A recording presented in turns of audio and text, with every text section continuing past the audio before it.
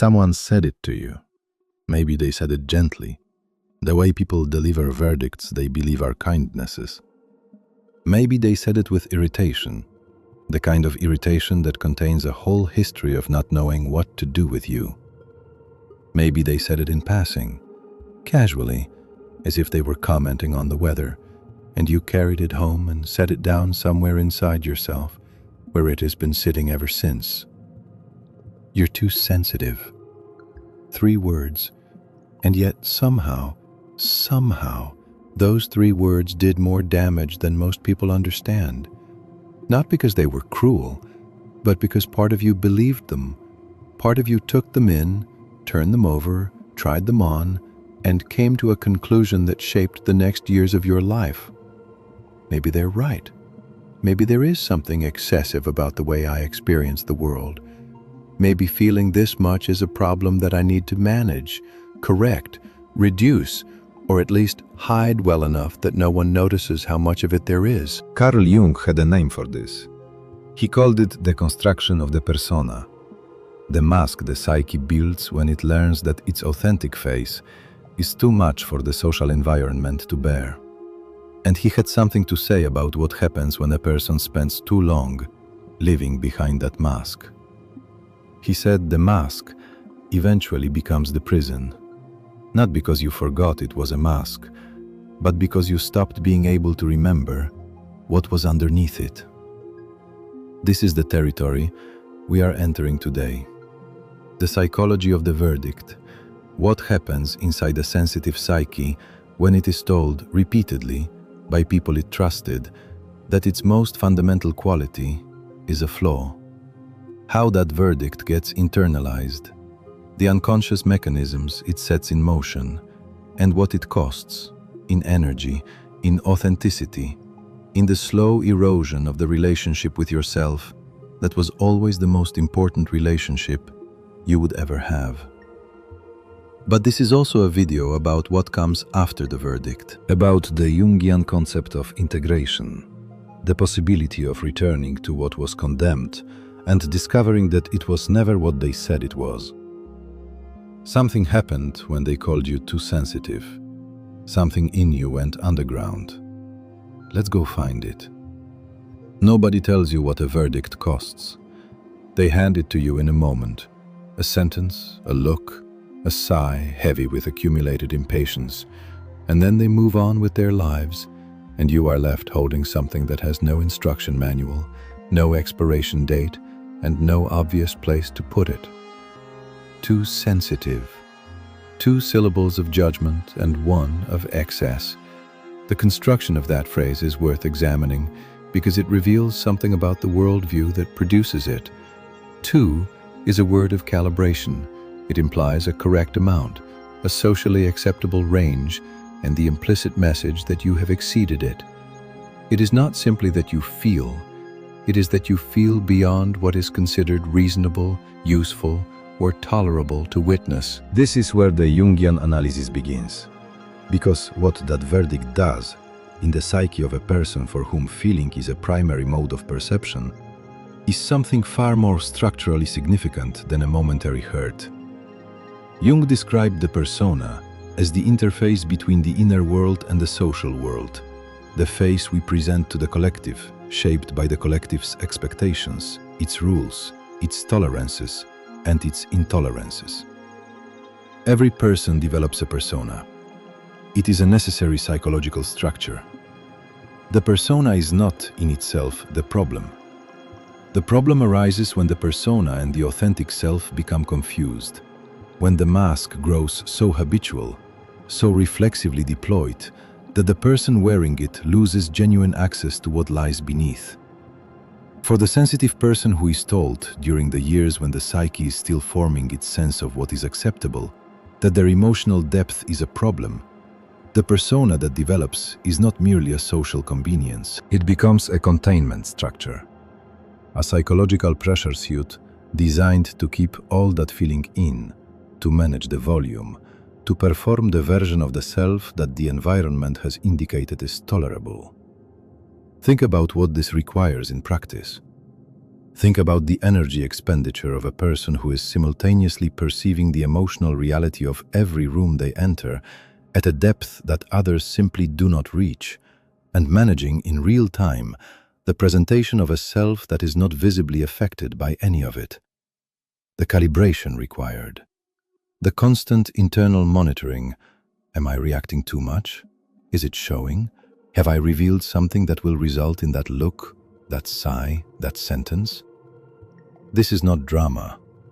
This is chronic. This is a system running in the background of every interaction, consuming extraordinary resources, producing extraordinary fatigue, and producing something else too that is even more insidious. A progressive disconnection from the authentic emotional signal. Because here is what happens when you spend years monitoring your own reactions and containing them and modifying them in real time. The signal that says, "This is affecting you," starts to get suppressed before it fully surfaces.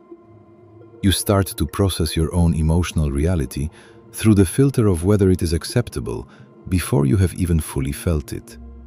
You become, in a very precise psychological sense, a person who edits themselves in the act of experiencing. Jung wrote, "The shoe that fits one person pinches another." There is no recipe for living that suits all cases. But the damage done to the sensitive person is precisely this. They were handed someone else's shoes and told that the pain of wearing them was a problem with their feet. The verdict was never about who you are. It was about who the person delivering it could not hold. It was about the limits of their own emotional tolerance, their own unprocessed grief, their own discomfort with depth, their own shadow, if we want to be Jungian about it, and those limits got projected outward and handed to you in the form of a judgment about your nature. You were not the problem. You were the mirror, and the mirror got blamed for what it was reflecting. What this means philosophically is significant. The too sensitive verdict belongs to a worldview that treats emotional depth as a deviation from a rational norm, a norm that is itself a cultural construction of relatively recent vintage, and one that has done incalculable damage to the interior lives of people who are constitutionally oriented toward feeling as a primary way of knowing the world. The rationalist tradition does not have room for the empath's epistemology. The empath's epistemology does not fit in the rationalist's template.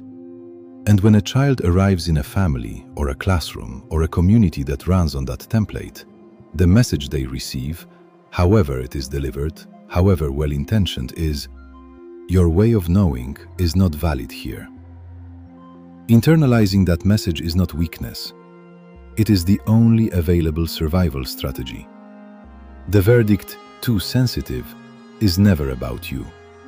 It is the autobiography of whoever delivered it, handed to you without your consent. Here is something the sensitive person rarely understands, until it is already deeply embedded in the structure of their daily life. The mask works. That is the trap. When the empath learns to contain the visible expression of their depth, to present the regulated, socially calibrated version of themselves, to ask, "How are you?" without revealing that they already know, something genuinely functional is achieved. The friction decreases, the comments stop, the looks become less frequent.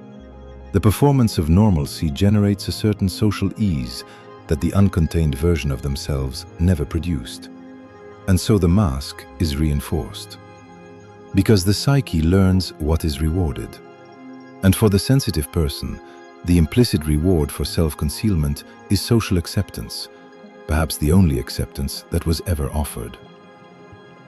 Jung's concept of the persona was always understood by him in its dual nature. The persona protects. It is the diplomat that mediates between our interior world and the demands of collective life. Without any persona, a person would be psychologically naked in every social situation, which is its own kind of unbearable. Jung was not arguing for the abolition of the social mask. He was arguing for the maintenance of a genuine relationship with what is behind it. The problem he identified And the problem that is particularly acute for the empath who has been told their authenticity is excessive is what he called persona identification, the state in which the gap between the mask and the self has been maintained for so long, and the mask has been so thoroughly polished and presented to the world that the person has lost the thread back to their own interior. They know how they are supposed to feel. They have become genuinely uncertain about how they actually do. This loss of thread produces a very particular kind of suffering that is difficult to name precisely because it is so diffuse. It does not feel like grief, though it is. It does not feel like loneliness, though it contains a profound aloneness, the aloneness of a person who is surrounded by relationships built on the mask rather than the face beneath it. It feels, most precisely, like a kind of interior flatness, like being the expert at reading everyone else's emotional weather while somehow having become colorblind to your own. The empath who has deeply inhabited their persona, who has spent years being the composed one, the reliable one, the one who holds the space and manages the temperature of every room, often describes a strange paradox. They feel everything in others and almost nothing in themselves. Or rather, they feel things. But the feelings arrive strangely, like signals from a great distance, distorted by the time they take to cross the terrain of suppression and arrive at conscious awareness. There is a further consequence that Jung would have recognized immediately. When the authentic self is consistently exiled behind the mask, it does not disappear. It gathers in the shadow. The genuine emotional reactions, the unexpressed needs, the unvoiced perceptions, the anger that was deemed too much, and the grief that was considered excessive, and the desire that was silenced before it was even fully articulated, all of it accumulates in the unconscious, building pressure, seeking outlets, and it finds them. Not in the clean, direct expression that was denied, but in the indirect symptomatic language of the unconscious, in depression that has no identifiable cause, in anger that erupts without proportion, in the sudden irrational conviction in the middle of an ordinary Tuesday that your entire life has been a performance and you are exhausted in a way that sleep cannot touch.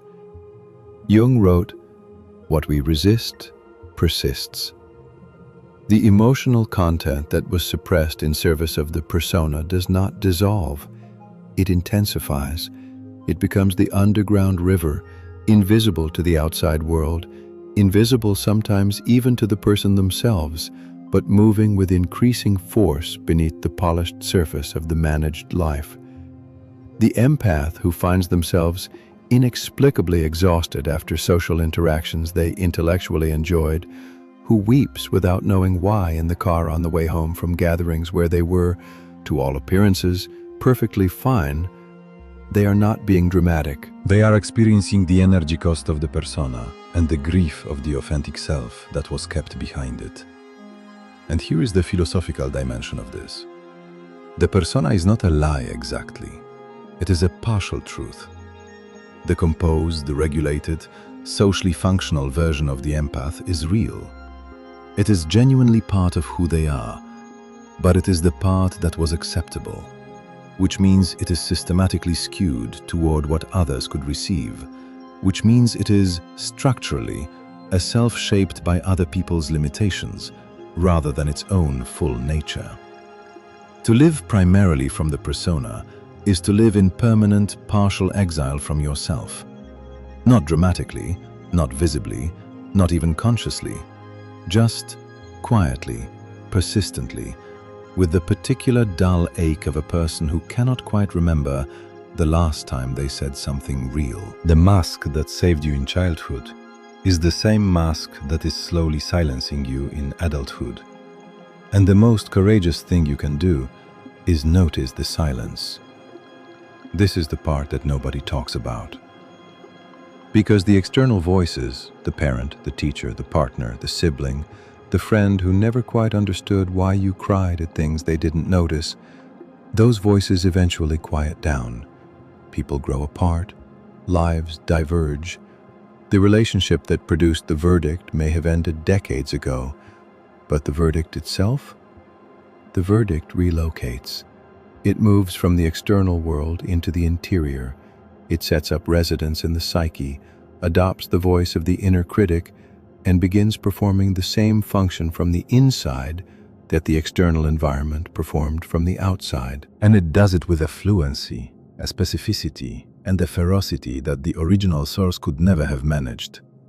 Because it has intimate access to every unexpressed feeling, every moment of perceived excess, every time you cried and then felt ashamed of crying. Jung called this process introjection, the internalization of an external figure, usually a parental or authority figure, as an inner voice. But for the empath, the introjected critic does not simply take up a small residency in the psyche and occasionally make observations. It becomes the primary regulator of emotional experience. Every time the authentic emotional signal arrives, every time something genuinely moves you, every time you feel the pull of grief or anger or longing or awe, the internalized voice applies the verdict before you have even fully registered the feeling. Too much, too sensitive, pull it together. No one needs to see this. And so the empath polices themselves with more vigilance, more efficiency, and more cruelty than the original voice ever managed. Because the internalized critic has information. It knows exactly where the raw places are. It knows which specific varieties of emotional response produce the most shame. It has catalogued, over years of careful observation, the precise emotional signature of too much, and it applies that label preemptively, reflexively, before the feeling has a chance to be fully experienced, much less expressed. This is not low self-esteem in the ordinary sense. This is a structural problem in the relationship between the conscious self and the emotional content of its own interior. The empath who has deeply internalized the too sensitive verdict does not simply have negative thoughts about themselves. They have built an interior architecture in which authentic emotional experience is automatically intercepted and edited before it reaches full consciousness. Jung was precise about what this costs. He wrote, "The most terrifying thing is to accept oneself completely." And for the empath, whose self-concept has been built around managing, containing, and apologizing for the depth of their feeling, the prospect of accepting that depth completely, without qualification, without the persona as buffer, is genuinely terrifying. Not metaphorically, physiologically. The nervous system, trained over years to treat the authentic emotional signal as dangerous, treats the idea of receiving it fully as a threat to be defended against. This is why empaths so often describe a paradox at the heart of their healing work. They want to feel more deeply, more freely, more authentically, and they are simultaneously terrified of exactly that. They have sought depth for so long in others' emotional worlds, because encountering it in their own triggers the internalized critic with devastating efficiency. Here is where the philosophy deepens. The internalized critic is not an enemy. This is important. It is a protector that has outlived the danger it was designed to protect against. In the original environment, the family system, the classroom, the early social world, the regulation of emotional expression was a genuine survival strategy. The child who learned to contain their sensitivity survived the social rejection that full expression would have provoked. The persona, the internalized critic, the preemptive suppression, these were intelligent adaptations to a real threat. But the threat has changed. The child is now an adult. The original environment no longer has power over the ongoing life, except insofar as its internal representative has been given the keys to the house. The internalized critic is running an outdated program. It is protecting you from a danger that the present moment does not contain. It is applying a verdict that was delivered by people whose own limitations have nothing to do with your actual worth. Recognizing this, and I mean really recognizing it, not as an intellectual proposition, but as a visceral, bodily, emotional truth, is one of the most significant things that can happen in the empath's psychological life. Because the moment you see the internalized critic clearly, the moment you can name it, trace it back to its origin, recognize the specific voice it borrowed to construct itself, it loses a particular quality of invisibility that was much of its power. It does not disappear, but it stops being your own voice. It becomes a voice from one source, expressing the limits of that source. And you become, for the first time, genuinely free to disagree. The most radical act of the empath's life is the moment they stop agreeing with the voice that learned to sound like themselves. Jung believed in something that most rational systems cannot accommodate. He believed that the psyche contains, within its own nature, the capacity to heal itself, not by eliminating the wound, but by transcending the opposition that created it. He called this the transcendent function, and it is, in many ways, the most quietly radical idea in all of depth psychology. The transcendent function is not about choosing between the authentic self and the adapted self. It is not about rejecting the persona and returning to unmediated emotional experience. It is not about declaring the internalized critic wrong and the authentic feeling right. It is about something more sophisticated and more difficult, holding both in conscious tension until something new emerges from the encounter between them. For the empath who was called too sensitive, who built a persona around the management of their depth, who internalized a critic that preemptively regulates their emotional experience, the transcendent function is the possibility of becoming someone who neither suppresses the depth nor is at its mercy. Someone who has the full range of their feeling available to them and also the capacity to choose consciously what to do with it. This is not a small shift. It is a reorganization of the psyche. And Jung was clear that it does not happen through insight alone. It happens through a particular quality of attention, the willingness to sit with the discomfort of the unreleased emotional content without either acting it out or suppressing it, long enough for the unconscious to deliver something new, a dream, an image, a bodily sensation that carries information the conscious mind could not have produced. A sudden shift in perspective that arrives not from reasoning, but from a depth below reasoning. In practical terms, for the empath, the beginning of this work often looks deceptively simple. It begins with noticing the gap, the moment between the arrival of an emotional signal and the critic's automatic response to it. That gap is infinitesimally small at first. Years of habit have made the suppression nearly instantaneous, but it can be widened through therapy, through creative practice, through the particular kind of meditative attention that does not try to stop the inner critic, but simply declines to give it the final word. The goal is not the elimination of sensitivity. This cannot be emphasized enough. The empath who completes the work of integration does not feel less. They feel differently, from a different place in the psyche, a place that is no longer organized around the management of shame, but around a genuine relationship with what is actually being experienced. They become, in the Jungian phrase, the conscious container of their own depth, not a vessel without walls absorbing everything, not a sealed container feeling nothing, something more difficult and more alive, a person who feels the full range of their emotional world and knows it is theirs. Jung wrote, "I am not what happened to me. I am what I choose to become." For the empath, this is not an affirmation in the motivational sense. It is a description of what happens at the end of long, genuine psychological work. The emergence of a self that has been through the verdict, that knows what the verdict was and who delivered it and why, that has sat with the shame and the grief and the anger of having been misunderstood at a fundamental level, and that has come through all of that into something that the verdict could not anticipate. A self that is no longer organized around being acceptable.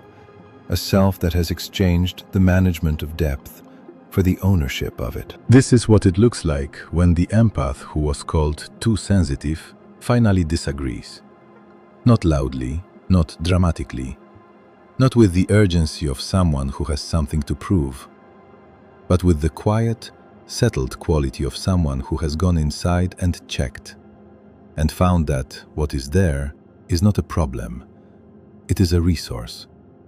It is the very thing that was always most alive in them, most distinctively theirs, most irreplaceable, waiting with extraordinary patience for the day they came back for it. The sensitivity was never too much. The container was too small. And now, for the first time, you are building your own. The empath who has reclaimed their depth does not stop feeling everything. They stop apologizing for it, and that changes everything. You have been waiting a long time for someone to say this, not to perform it, not to include it as one item in a list of affirmations designed to temporarily improve your mood, but to say it plainly, from inside the real understanding of what it cost you. All the years of managing, containing, apologizing, shrinking, translating yourself into a format that other people could receive without flinching. Here it is. You were not too sensitive. You were in the wrong room. That is not a comfort. It is a diagnosis. Because it means that the problem was never your perception. It was the mismatch between what you were perceiving and the environment's capacity to hold that perception alongside you. You arrived with a particular quality of consciousness, a particular depth of emotional receptivity, a way of moving through the world that is genuinely rare. And the people around you, limited by their own psychological configurations, their own discomfort with emotional depth, their own unexamined interior lives, did what people do when they encounter something they cannot hold.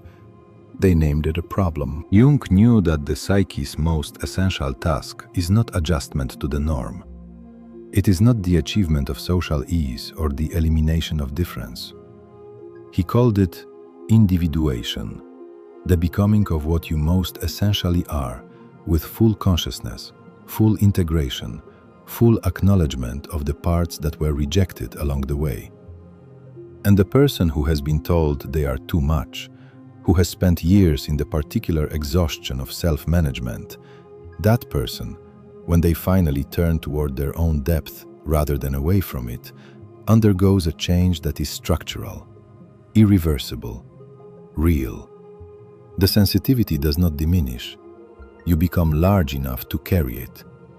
And something else happens too, something quieter, something that takes longer to name. The relationships change. Not because you have become easier to be around, but because you have stopped performing accessibility at the cost of authenticity. And the people who stay, who choose to stay, who seek you out for the particular quality of presence you have always carried, now encounter something they could not reach before. A person who is actually there, unmediated, unedited, present in the full sense of that word. That quality of presence, the thing that was always the empath's deepest gift, was only ever half available behind the persona. Now it is not. The depth was never the problem. The depth is the answer. And if you want to keep going deeper, if you sense that there is more here, more of this particular kind of honest, Jungian, psychologically real conversation about what it actually means to feel this much in a world that keeps asking you to feel less, then stay. Subscribe. Bring yourself exactly as you arrived, feeling everything, and finally, deciding that is enough.